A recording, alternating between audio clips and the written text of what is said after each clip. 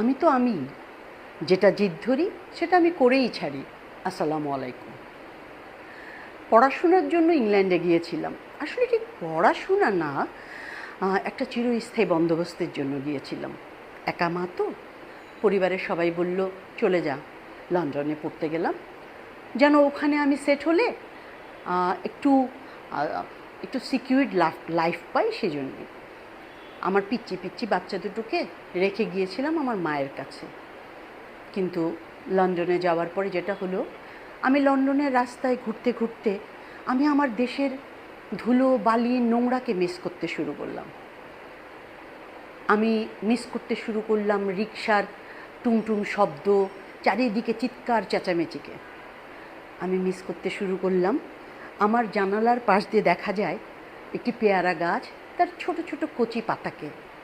আর একটা জিনিস তো ভীষণ মিস করতাম, কেউ হাসবেন না কিন্তু, রাস্তার ধারে যে নেড়ি কুকুরগুলো ঘরে না, আমি ওগুলোকেও মিস করতাম।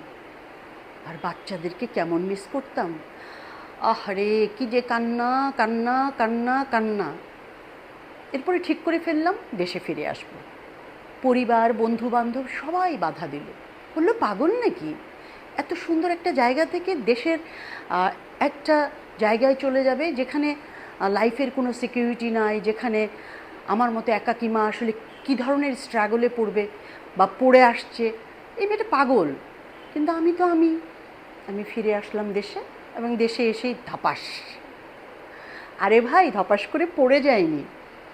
দেশে আসার পরে প্রচণ্ড জিদ, প্রচণ্ড পরিশ্রম, প্রচণ্ড একাগ্রতা এবং নিজস্ব মেধা খাটিয়ে আমি না এগুলোকে অর্জন করলাম।